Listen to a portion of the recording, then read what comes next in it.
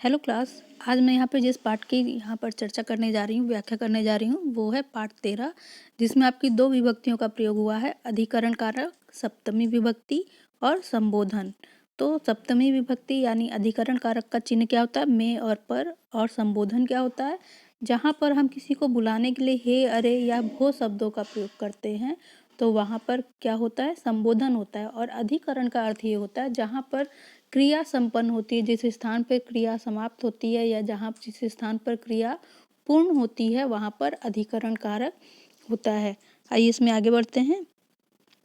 एकस्मिन् वने एकम जम्बू वृक्षम आसीत्।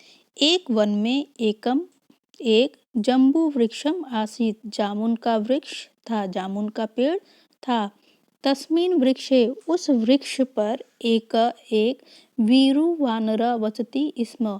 वीरु नाम का बंदर वसति स्म रहता था। तस्य एकम मित्रम आसीत्। उसका एक मित्र था।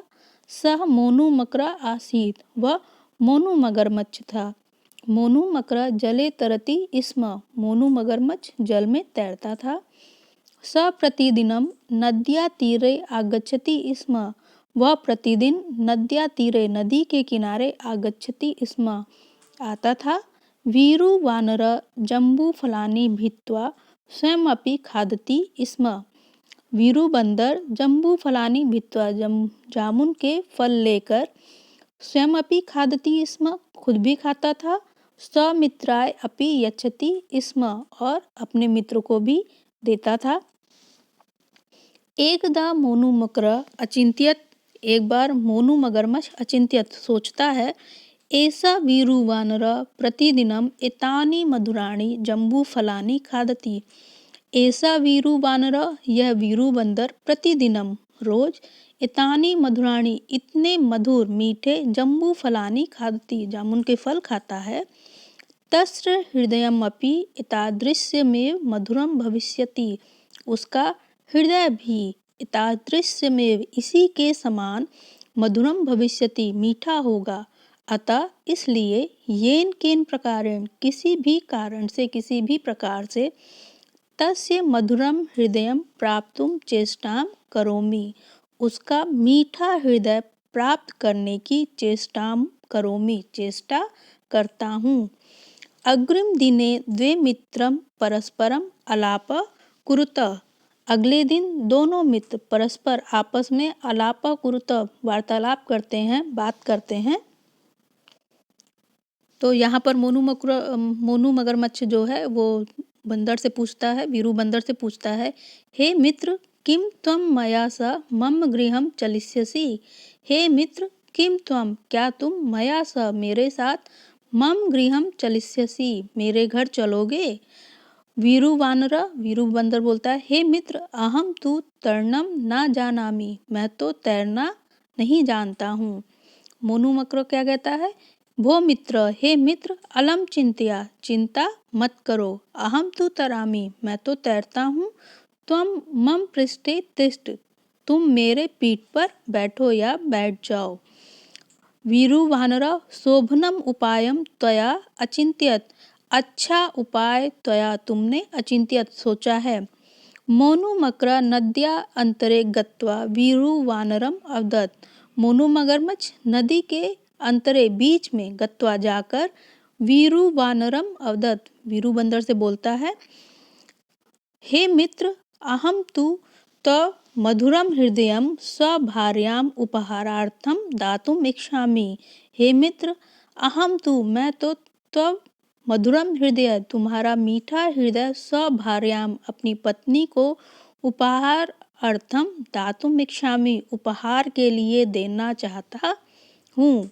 अतः त्वम इसलिए तुम स्वमधुरम हृदयम मह्यम यच्छ इसलिए तुम अपना मधुर मीठा हृदय मह्यम यच्छ मुझे दे दो।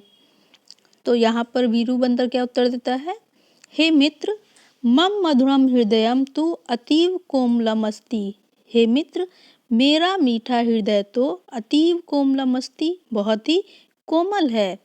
अतः वृक्षस कोटरे एव ध्यानेन स्थापयामि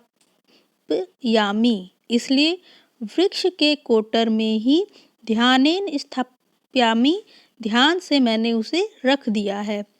पुनः शीघ्रम वृक्ष समीपे चल, पुनः इसलिए शीघ्रम वृक्ष समीपे चल, वृक्ष के समीप चलो, वृक्ष के पास चलो, अन्यथा नहीं तो अहम स्वमित्रस, मैं अपने मित्र की इच्छाम पूर्णम कर्तुम असमर्थम भविष्यामि, इच्छा को पूर्ण करने में असमर्थ हो जाऊंगा। तो मोनू मकरा क्या करता है? आश्चर्येण अहो मित्र त्वम धन्य असि, आश्चर्य से बोलता है ओह मित्र त्वम धन्य असि, तुम तो धन्य हो। मोनू मकरा शीघ्रेम वीरु वानरम नीत्वा वृक्ष समीपे गच्छति, मोनू मगरमच्छ जल्दी से वीरू बंदर को लेकर नीत्वा लेकर वृक्ष के समीपे गच्छति, वृक्ष के निकट जाता है। वीरु वानर वेगेन कूर्दित्वा वृक्षे तिष्ठति वदति च, और वीरु बंदर वेगेन तेजी से कूर्दित्वा कूद कर वृक्षे तिष्ठति, वृक्ष पर बैठ जाता है। वदति च, और बोलता है कि भो मूर्ख मकरा, हे मूर्ख मगरमच्छ, स्वहृदयं को अपि भिन्ने स्थाने न स्थापयति, त्रही अहम कुतः, स्वहृदयं को अपि भिन्ने, अपने हृदय को कोई भी भिन्ने मतलब अलग, स्थाने न स्थापयति, अलग स्थान पर नहीं रखता है।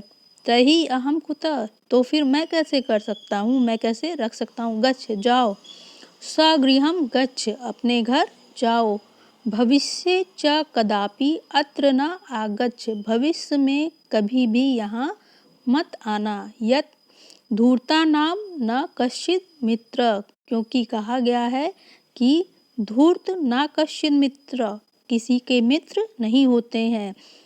धूर्त का मतलब क्या होता है? जो धोखा देने वाले होते हैं उनको हम क्या करते हैं? धूर्त कहते हैं, चालाक कहता है। तो जो मित्रता में चालाकी करता है वो किसी का भी मित्र नहीं होता है।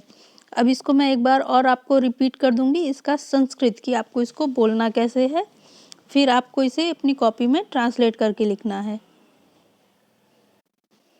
एकस्मिन् वने एकं जम्बूवृक्षम् आसीत्, तस्मिन् वृक्षे एकः वीरुवानरः वसति स्म, तस्य एकं मित्रम् आसीत्, स मोनुमकरः आसीत्, मोनुमकरः जले तरति स्म, स प्रतिदिनं नद्यातीरे आगच्छति स्म, वीरुवानरः जम्बूफलानि भित्त्वा स्वयमपि खादति स्म, स्वमित्राय अपि यच्छति स्म। एकदा मोनुमकरः अचिन्तयत्, एषः वीरुवानरः प्रतिदिनम् एतानि मधुराणि जम्बूफलानि खादति, तस्य हृदयमपि एतादृशमेव मधुरं भविष्यति, अतः येन केन प्रकारेण तस्य मधुरं हृदयं प्राप्तुं चेष्टां करोमि। अग्रिमे दिने द्वे मित्रे परस्परम् आलापं कुरुतः। त्वं मया सह मम गृहं चलिष्यसि? हे मित्र, अहं तु तरणं न जानामि। भो मित्र, अलं चिन्तया, अहं तु तरामि, त्वं मम पृष्ठे तिष्ठ। शोभनम् उपायं त्वया अचिन्तयत्। मोनुमकरः नद्याः अन्तरे गत्वा वीरुवानरः अवदत्, हे मित्र, अहं तु तव मधुरं हृदयं स्वभार्याम् उपहारार्थं दातुम् इच्छामि, अतः त्वं स्वमधुरं हृदयं मह्यं यच्छ।